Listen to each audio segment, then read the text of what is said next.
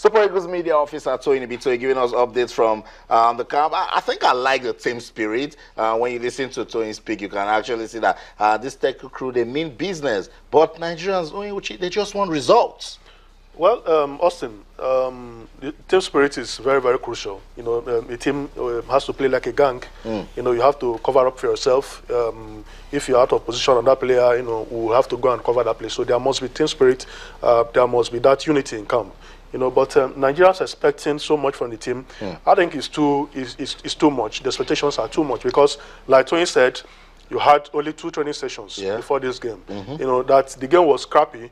Was an indication that they're not playing like a team because you had a lot of players play for the team for the very first time. And you see, when you continue to play together, you know how to you know how the striker wants his pass as the midfielder. So these things come with time. It will not work overnight. So I think Nigerians should, you know, exercise a little patience with this team. Let's see. Good enough.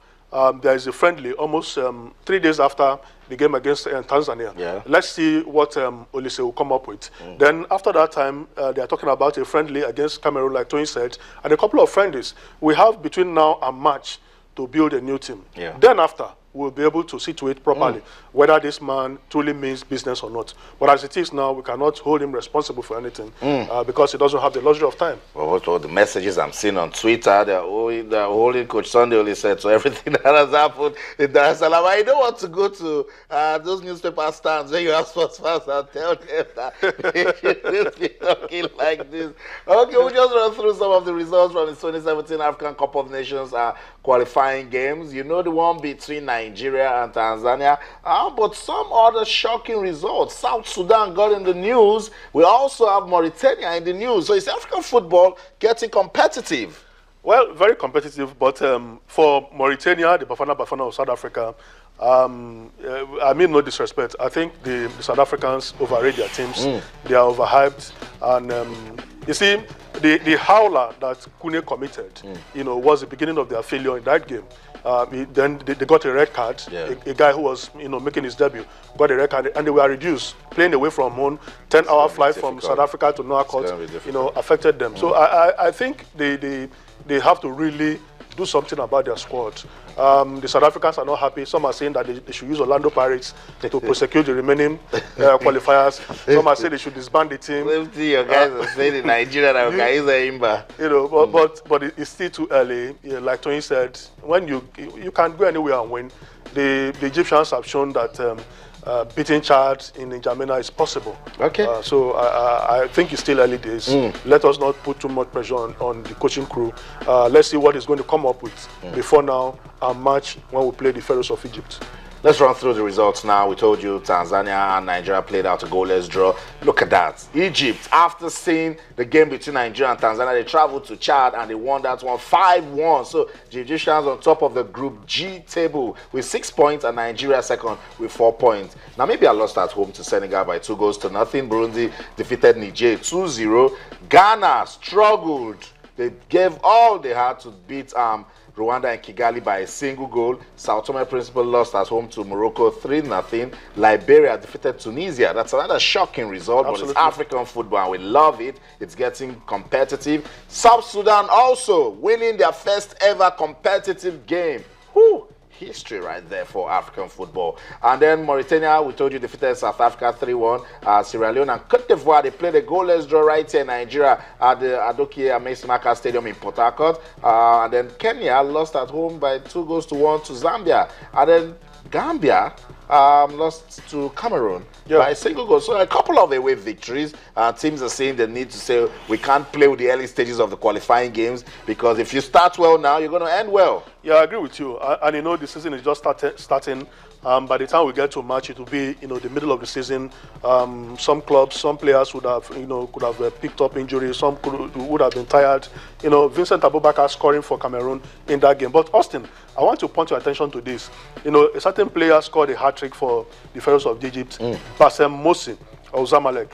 Another player from Zamalek, Mahmoud Karaba, you know, scored another goal. So I hope the officials of the Super Eagles and the NFF are monitoring this team. Yeah. You know, these are very, very fast players. I watched the clip of that game before we came for this program. I think our defenders have a lot of work to do against Egypt. You know, these are guys that are very intelligent, very alert, and very, very pacey. They're also hungry. They've missed out 3 times when Uchi, so they were saying to themselves, "Can Nigeria stop us? Let's give Nigeria the second time they will not be at the championship." We will read some messages from Twitter and Facebook. Wait for the Facebook messages to come on your screen. But let's just read some tweets. So much talk. Okay, let's start with this one on Facebook from Ikenna Wosu. Says, Mr. Winger, maybe he's speaking to Iwuchi since his utility tonight. I saw Emenike in attack, Musa Haruna in midfield, and Omero in defense. These are experienced players. After all, the Tanzania team is largely home-based. And then it goes pigeon. Abi make we go borrow Messi and Ronaldo play Tanzania again. Waiting Imba and Kano Pillars go do wella. You see? Same thing South Africa they're saying about the Bafana. The Orlando Pirates can actually conclude. Nigerians are already saying that Imba and Kano Pillars can do the job. Said journalist, it's time you guys help us to tell the Super Eagles coaches we are not building. We are a football nation. We need results. This act of saying we are rebuilding is words they use to deceive us and invite rubbish players to play in the Super Eagles. Actually said, is Onazi not in the building process? No, we have to inform them that Onazi got a record against having a suspension. Having a suspension.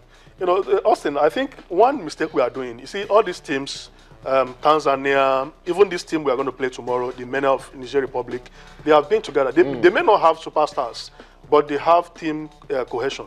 They have been together for a very long time. You don't expect our team, where a lot of players are making their debut, to click on day one. So I think I still insist that we need to give Olise exercise some patience. Let us see where he's going. By the time we play Egypt in March, then we begin to, properly assess what he has done. Yeah. 2 training sessions are not enough, to build a team that can win a game. I agree. Yeah. I agree. And then there are some positives coming out of the game between Nigeria and Tanzania. Prince Obiora says it was a nightmare watching Tanzania outplay Nigeria. However, kudos to Sunday Olise for discovering Ikeme, who saved him from a shock. So at least there's a good thing coming out of that game. Shegun on Twitter says, I honestly don't know why the NFF would go for an inexperienced coach at the time we need to redeem our image in football. I don't know where it's coming from. That's Shegun's opinion. I'm sure the Nigerian Football Federation, they know what they're doing.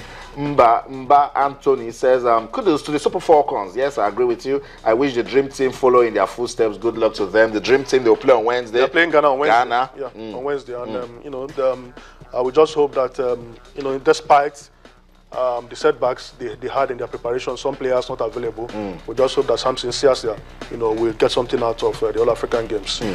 Finally on Twitter, Doing Kasumu says, let's rely more on well-blended, outstanding local pros with few outstanding foreign-based. It's a recipe for greater Super Eagles. Yeah, I think that's the way forward. You see, for Sunday Olise, I think critically he will have to tell himself and his technical crew members, the way forward is if we have players in the local league who are better than the ones he paraded, I think he should use them. Largely we had a midfield problem. When MM came in the second half, he brought life into the right wing. He even made a cross that Oja almost scored with. So I think we need more players who are fighters. African football is not about your pedigree or what you have done in the past. I don't know if you watched the Black Stars against Rwanda. You said they struggle, but I don't believe that. The pitch alone was horrible. That's the struggle right there. They brought their A game. They never took into consideration whether they are playing in the EPL or wherever.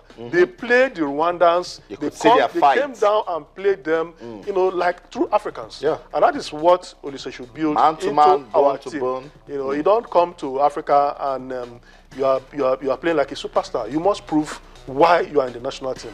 You must merit your place. And if it's the home-based players that will do the, do the work, then take them along. I agree with you, Uche. But before we go on this break, this guy gave us so much expectations. He said he's back for good. He will bang in goals. What's your take on Emmanuel Emenike? Well, Emmanuel Emenike, you see, we cannot really assess him because the supplies from the midfield was poor. He was not getting the ball, but the few occasions he got the ball, one would have expected that like an experienced striker. You bury the ball. Yeah. Because when you are playing away and you have few chances, as a clinical striker, you have to bury the ball. He had one opportunity where Moses Salmon, played a free kick. The header was quite poor. And I think he has to change his mentality, his style. He's becoming too predictable. Yeah. You have to play with your teammates. Get the ball and look for space, shoot. Yeah, trying to play like Messi will not go well for the team. So that's it. The game between the Taifa Stars of Tanzania and the Super Eagles of Nigeria, giving us enough reasons to talk sports. We'll continue talking about football, but this time not the Super Eagles. We'll talk about match day 28 of the Nigeria Professional Football League. Well, the bottom four has changed. We'll get to know when we come back. Don't go anywhere. Stay.